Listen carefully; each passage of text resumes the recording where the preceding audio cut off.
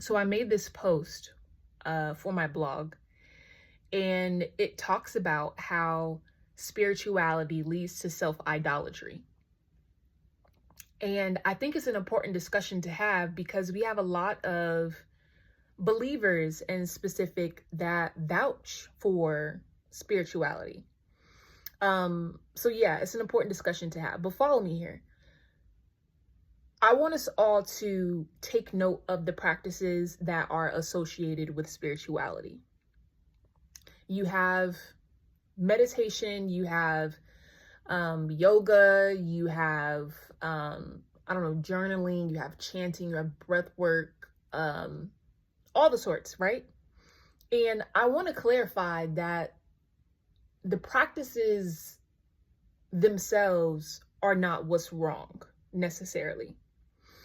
What's wrong is when our connection to self, right? Because that's what these practices are inviting you to do or causing you to do, connecting with yourself, connecting with your thoughts, connecting with your emotions, connecting with your desires, connecting with your body, connecting with nature, and have you to believe that you are one with nature, right?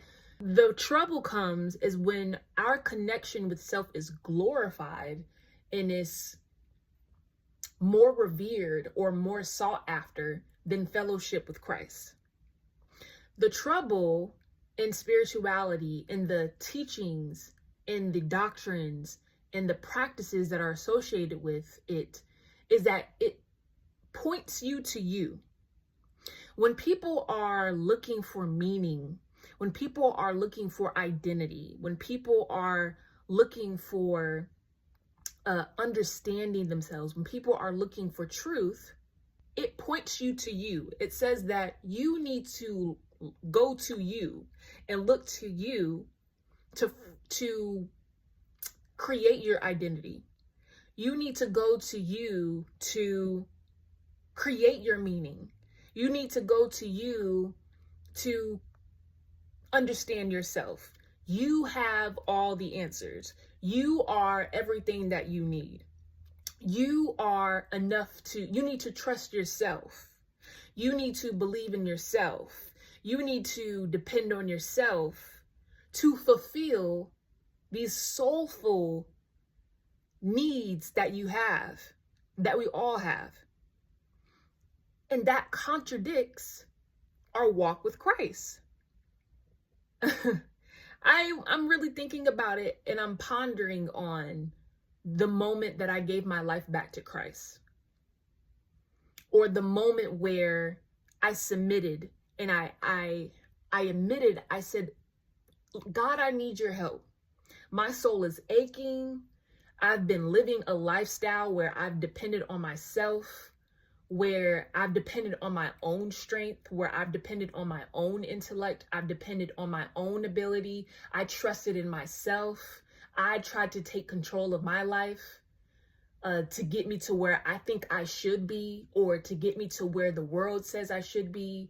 I've been depending, and I've been trusting in myself and on everybody else and everything except you.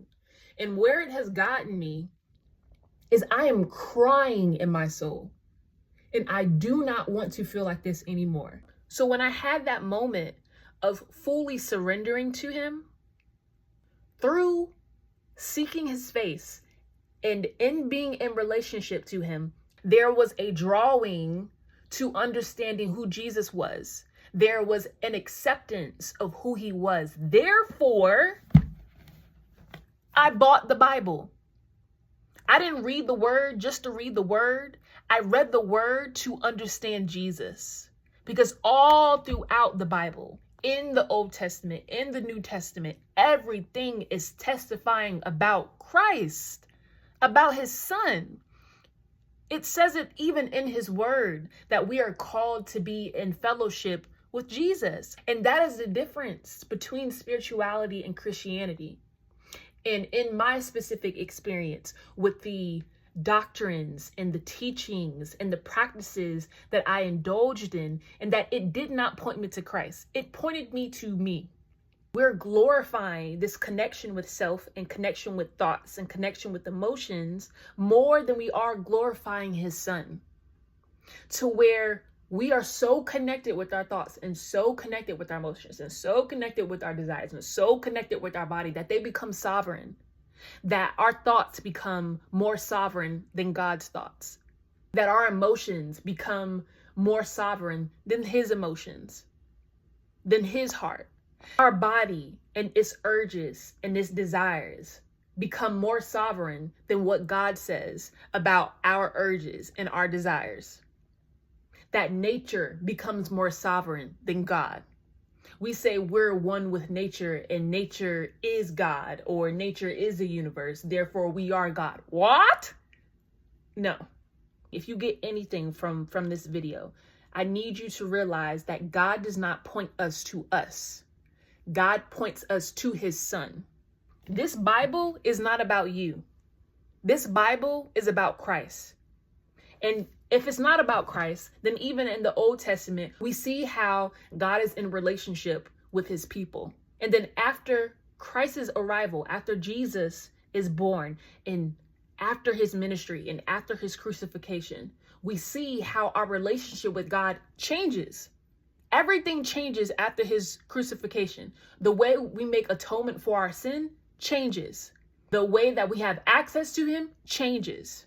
The way that we're justified, the way that we're in right standing, it changes. Everything changes because of Christ. So if we are not a part of something that points us to Christ and is instead pointing us to us,